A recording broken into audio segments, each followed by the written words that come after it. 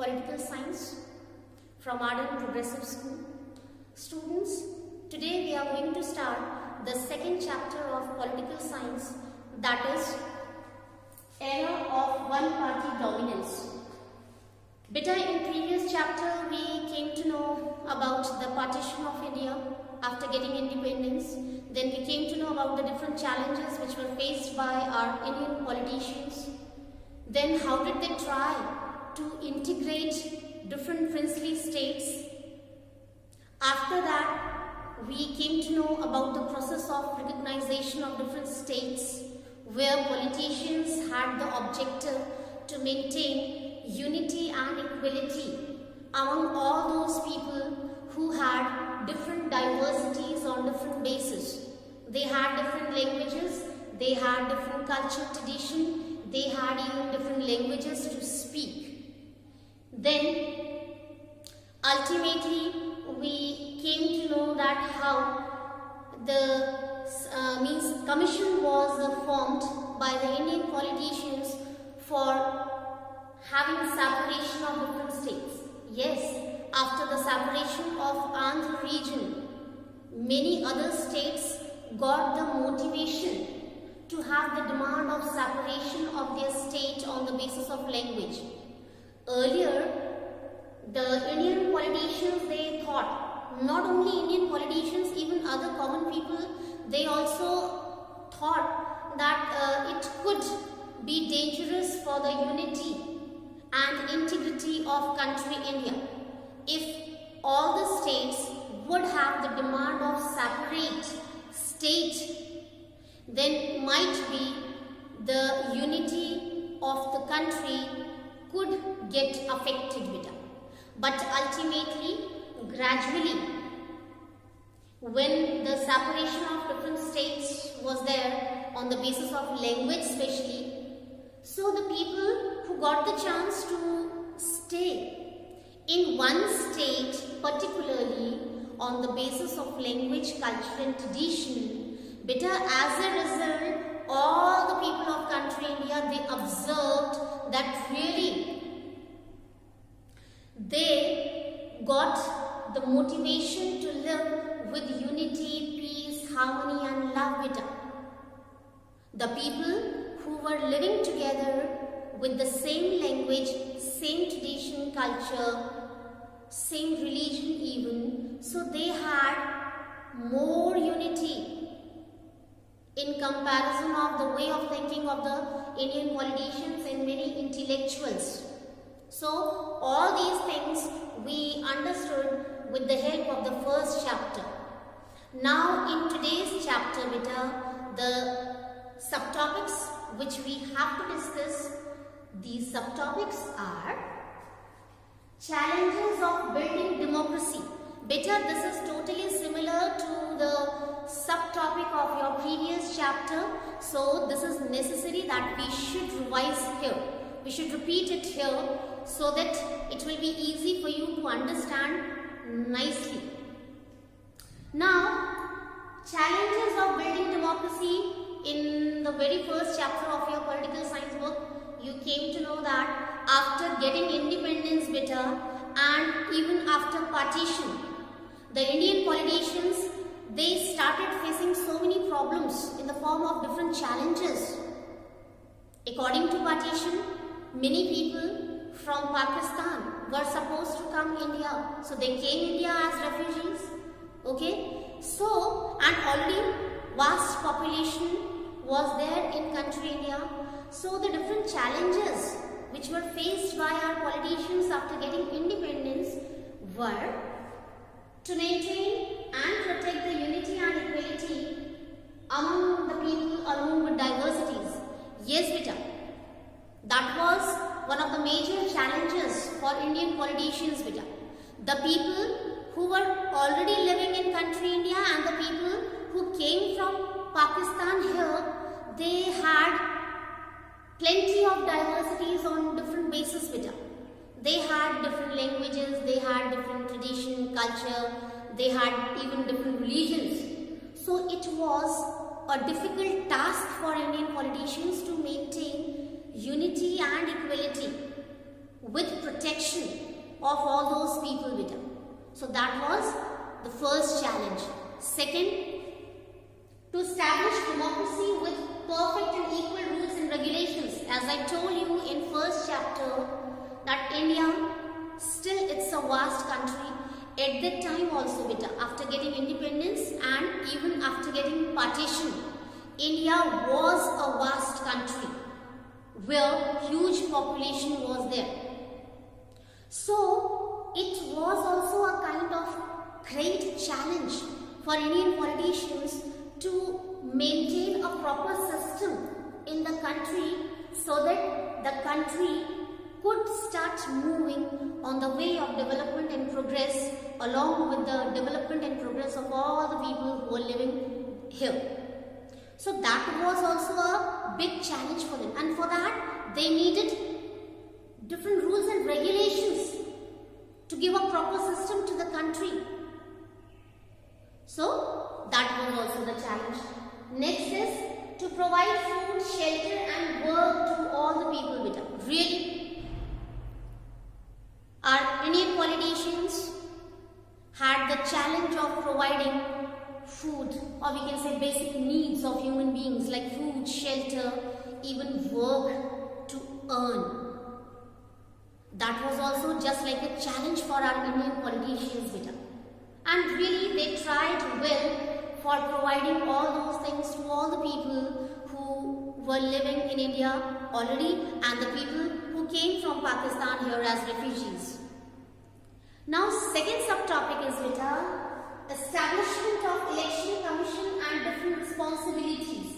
Now what happened, as country India had a huge population beta, and now all the politicians decided to have democracy in country India, to have a system in country India beta, and they really wanted that now the leaders should be chosen by the common people only. Not in this way that whoever wanted to be the leader, that person could be the leader. No, they really wanted to give a proper system where the power should be in the hand of common people. And for that, on January 1950, we had a great institution, a legal office of Election Commission. On January 1950, Election Commission was formed by the Indian politicians, Indian political leaders. Now, Election Commission had too many responsibilities to give a proper system to the whole country India. Now, what were those responsibilities? Last year also, beta, in grade 11th, in the chapter where we discussed about the election, universal franchisee. So in that chapter, election and representation was the name of the chapter. We came to know about the different responsibilities of Election Commission beta. So again, we can discuss all those responsibilities here. To have free and fair elections in the country. That was the major responsibility of Election Commission. That was the major purpose to establish Election Commission beta, so that free and fair election could be conducted in the country India. Next beta, to prepare voter lists and polling booths. Really, that was also a major responsibility of Election Commission. To prepare the voter list means who would be the people who would cast vote for the candidates. Obviously, we were following at the time universal adult franchising. Till today, we have the same process. Okay, beta? So, that was also the duty of Election Commission at the time, to prepare the voter list and then to take decision for having polling booths where people could go and cast vote properly with full protection without any pressure. Nomination till the declarance of result. The whole process from the beginning till end was supervised by the Election Commission. from the day of nomination till the day of the declarance of result. Election Commission had the responsibility to supervise all those steps which were essential for the process of election: nomination of the candidates, declarance of his or her qualification, family members, property, then symbols, then the process of campaigning, then agenda.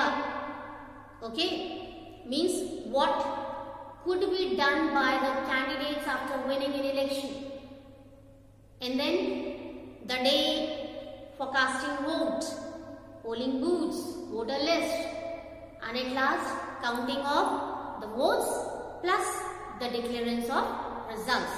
So all those work were supervised by the Election Commission. That was the duty of Election Commission.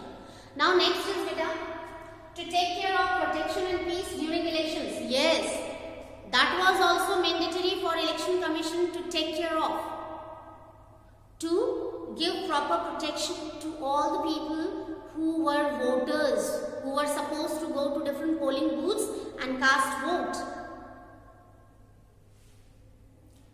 To make people aware of participating in elections better, really, that was also one of the major responsibilities of Election Commission, to make people aware of participating in elections. Many people at that time, okay, we will discuss about the different problems of Election Commission at that time also, I should tell you, but in advance I am adding that point here. Many people at that time were illiterate, so it was too difficult for Election Commission to make those people aware of participating in elections, because that was necessary for all the people to participate in election by casting vote. Otherwise, no meaning was there of the process of election. Students, now we have the next subtopic, that is various problems faced by Election Commission. As in our previous subtopic, we came to know about the establishment of Election Commission to have a proper system in our country India, where vast population was there, to give them proper rules and regulations. The rule where they could choose their own representatives by casting their vote during elections. Now, after that beta, what happened when Election Commission started its work to conduct the free and fair election, where Election Commission was supposed to prepare voter list, then the list of candidates and all. So it was observed that more than half of the population of country India was totally illiterate. They were not aware of their rights or we can say different facilities which they could enjoy in their country. They did not understand what the politicians wanted to do for them. So, Election Commission found that most of the people in country India, they were totally illiterate. Not only the voters, even in voter list, more than 40,000 women, they did not have their name. So it was also a kind of a challenge for Election Commission. It was a problem for Election Commission to include all the people properly in voter list, so that all the people could participate in the process of election by casting their vote. So that was also creating problem for Election Commission to conduct free and fair election. If all the people would not get the chance to cast their vote, so there would not be any kind of meaning of election. Then, as I told you, most of the candidates were illiterate, and even they did not have well qualification also, according to the rules which were fixed by Election Commission to be the candidate for standing in election. They were not eligible for that. Then next was too much difficulty to spread awareness among the people for participation in election. Yes beta, as I told you that most of the people were illiterate, they were not aware of the right of casting vote for the candidates. So it was very difficult for the election commission to spread awareness among the people for participating in election, for casting their vote to choose their representatives. Now next, many powerful countries were waiting to see the result in India. Yes beta, at that time when election was to be held in country India, many countries were there which were waiting to see the result in a huge country where most of the people were illiterate. So they were ready to see the show. Let's see what would happen in country India. Were the people of country India becoming able to conduct free and fair election? Would they face any problem to conduct the free and fair election? So many questions were there in different minds all over the world. Now let's move to second subtopic beta. Results after the first general election.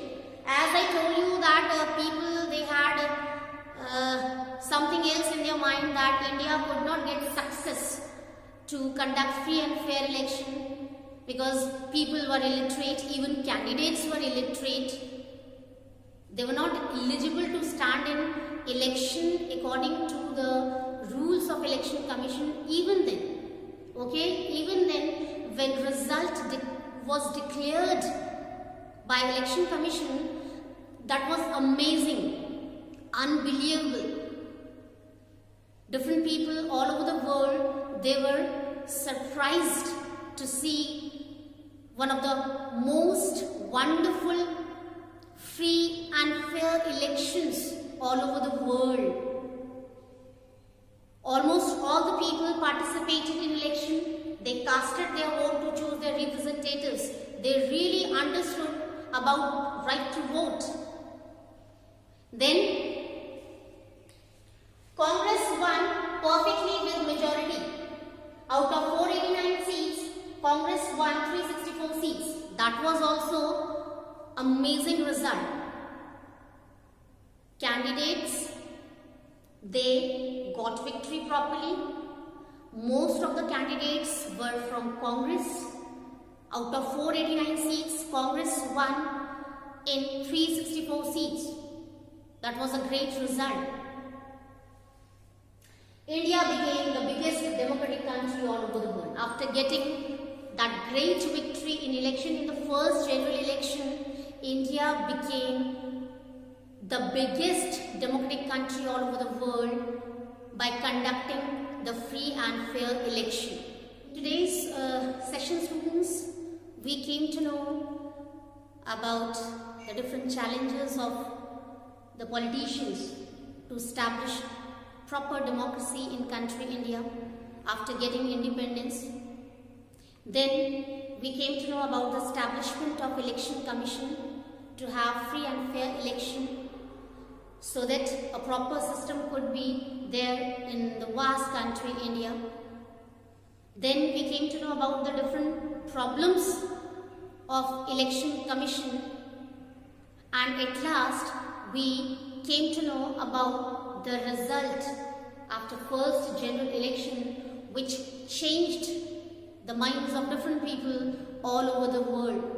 The people who were thinking that it could be too difficult for India to conduct free and fair election where illiterate people were there, where candidates were not eligible according to the rules.